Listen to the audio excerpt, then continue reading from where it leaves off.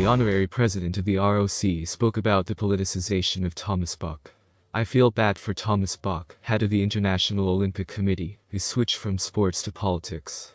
And he twists and torments our country. We must fight, and we can only show our strength with results. They are good for us. And they will be even better. Because we are offended so much that there is nowhere else to go. They are driven into a corner, and those who are driven into a corner become angry, strong and strong-willed. And in the end we will definitely win, said honorary president of the Russian Olympic Committee, ROC, Leonid Tyagachev. Coach Nina Moser believes that figure skaters in Russia are endlessly controlled. I see the approach of St. Petersburg, where they sell tickets to their competitions and hold their own skates. Moscow, for example, does not have its own skates, and you won't always get to the competitions. You are now speaking a set of words that do not correspond to what needs to be done. Let the schools and coaches work. These endless rentals. No one understands. This never happened in the USSR national team won skate, and then everyone knew where they would perform. For normal preparation for competitions, you need 2 to 3 weeks without stress. We have a tendency for everyone to be endlessly controlled. I remember those years when I often went to Novogorsk after each skate. The athletes lost 3-5 kilograms due to nervousness. They were wrong, they were written off even before entering international competitions, immediately after the skates. I spoke with one judge. We tell. Yes, an athlete cannot always accomplish what the coach said. Due to technical issues, injuries, and not because they don't know how. They can't endlessly rub their noses at athletes and coaches. They can't do that. Okay, I can give you a hint once. Then each athlete and coach counts the revolutions himself, thinks about how to make a good turn in the track, and so on. But if a person is constantly told that he is a pig, he will become a piggy who will only make mistakes. We thus energetically kill the desire to win in athletes. They will be afraid to make mistakes. This is the worst. And it's very common among us. Certainly. You come to an international start, all the athletes come out happy, and ours go to work. Because they understand. Now they make a mistake and they will be removed from the next stage. This is how fear works. There are medals. Is not it? You know, I have always treated figure skating as creativity, art. Bringing pleasure. It's much nicer to receive it from a well-skating athlete than from an accountant who comes out, skates, and an hour later everyone has forgotten that he skated. I love the creativity in figure skating. Others love this bookkeeping. It was we from Russia who brought accounting in full to the international level. But we forgot that we still need to ride. The sport is called figure skating. And not figure jumping or figure races, said the honored coach. Coach Nina Moser explained the reasons for nervous breakdowns in young skaters. In particular, Moser spoke about the situation around figure skater Alina Gorbacheva, who disappeared in Moscow on August 28 and was found about a day later. Listen, for example, I know that before each Olympics our leading figure skaters, in each event, ran straight from training in skates and ran around Novogorsk. You don't know this. And this happens against a background of fatigue and nervous tension. A child becomes an adult, he devotes his strength and emotions to sports, and sometimes cannot cope. And since we brought figure skating to kindergarten, our children are having psychological breakdowns. An adult could look at the situation differently. Moreover, there is now so much mediocre stuff on the internet. Now there are games that have 5 or 6 lives. Children have begun to approach life differently. A poor, unhappy generation that does not distinguish between what is right and normal in a behavioral model and what is not. Look what's on our TV. Look where you are heading, people of your profession. What is the alternative? Ban the internet. Did I say that? You ask me why this happens, and I explain that we ourselves have an understanding that the environment leads to violations in the minds of teenagers, said honored trainer of Russian Nina Moser. Figure skater Sofia Samotkina published a photo on the ice with Evgeny Plushenko. In September, it was reported that Samotkina would move to the group of the 2-time Olympic champion. Previously, the athlete trained with Svetlana Sokolovskaya. Samotkina is the winner and silver medalist of the Russian Grand Prix stages of last season. Tatyana Tarasova believes that figure skater Kamila Valieva's life is being ruined. On November 9-10, the Court of Arbitration for Sport, CAS, will continue hearings on the doping case of the Russian athlete. Everyone's nerves are frayed, they're looking at things that don't need to be looked at. Because there's no business there. They're ruining a girl's life. I don't understand what they want. She really is a figure genius. She can do anything. She was born with it. You can't teach what she can do. They want it to be born in their countries, not in ours. Because if we have it, we will defeat them.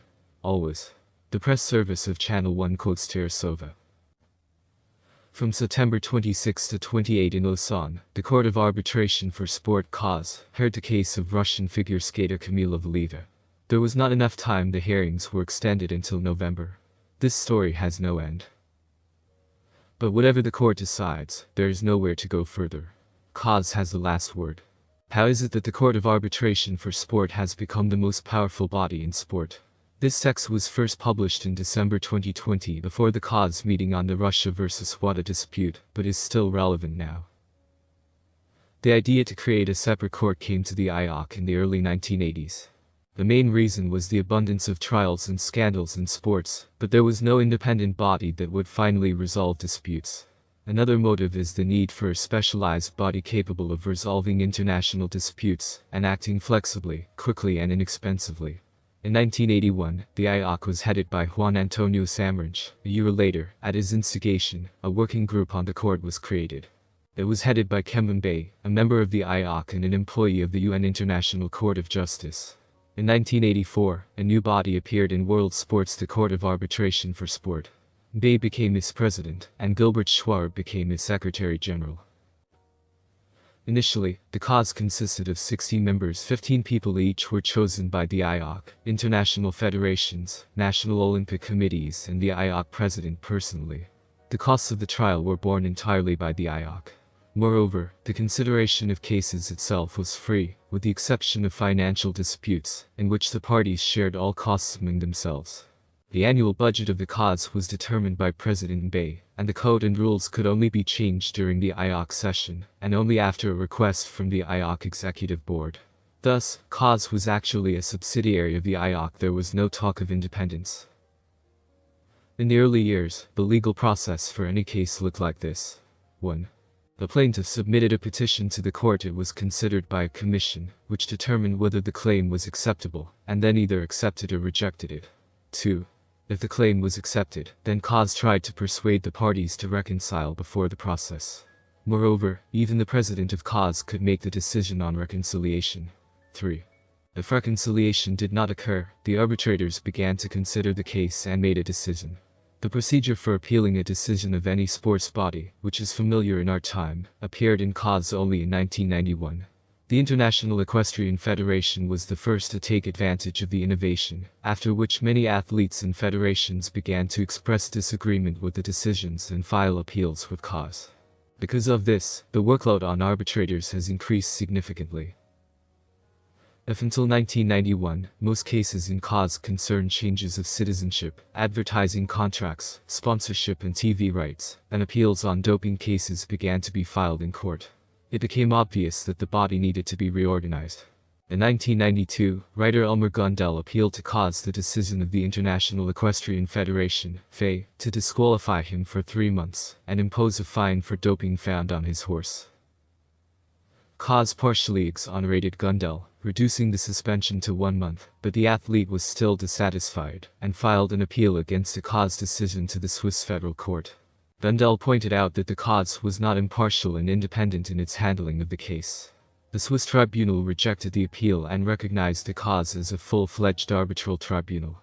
However, the Swiss added, "The independence of the CAS can indeed be doubted. After all, the IOC selects its members, has the right to change the code and fully funds it."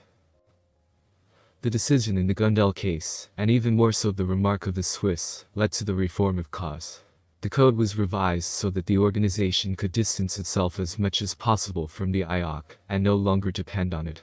This is how the International Council of Arbitration for Sport, ICAS, was born, which was supposed to monitor the work of the CAS. The council included 20 experienced lawyers from different countries. The court was divided into 2 parts. One became responsible for ordinary cases, and the second for considering appeals. In 1994, an agreement on the reorganization of CAS was signed in Paris. Signatures were given by the heads of the IOC, the Association of Summer and Winter International Olympic Federations, and the Association of National Olympic Committees. In 2000, Romanian gymnast Andreea Rajican, like Elmer Gundel, did not accept the CAS decision and appealed to the Swiss tribunal. She was stripped of her 2000 Olympic gold medal for doping, and CAS supported this decision.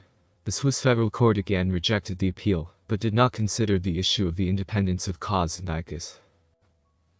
However, in 2003, circumstances forced the court to return to the issue. The Swiss tribunal received appeals from Russian skiers Larissa Lazatina and Olga Danilova, whom CAS stripped of their 2002 Olympic medals for erythropoietin. This time, the Swiss Federal Court carefully analyzed the question of the independence of the CAS, and concluded that the court is no longer a vassal of the IOC, so that all its decisions are completely independent, and can be considered as findings comparable to the decisions of a state tribunal. This is what the Swiss tribunal said at the time. There appears to be no real alternative to this institution that could resolve international sports-related disputes quickly and inexpensively. CAS, as currently structured, can certainly be improved. Having gradually gained the trust of the sporting world, this institution, now widely recognized and soon to be 20 years old, remains one of the main pillars of organized sports. In the same year, the World Anti-Doping Code was created, paragraph 13 of which stated, CAS is the only body responsible for considering appeals in doping cases. Now the CAS includes at least 150 arbitrators from different countries, led by the Secretary General, currently the Swiss Mathieu Rieb. Each of the two divisions of the CAS, ordinary cases and appeals, is headed by a separate president. They are responsible for the production of cases before arbitrators are appointed to them. The court is based in Lausanne, Switzerland, and ICAS has branches in Sydney and New York.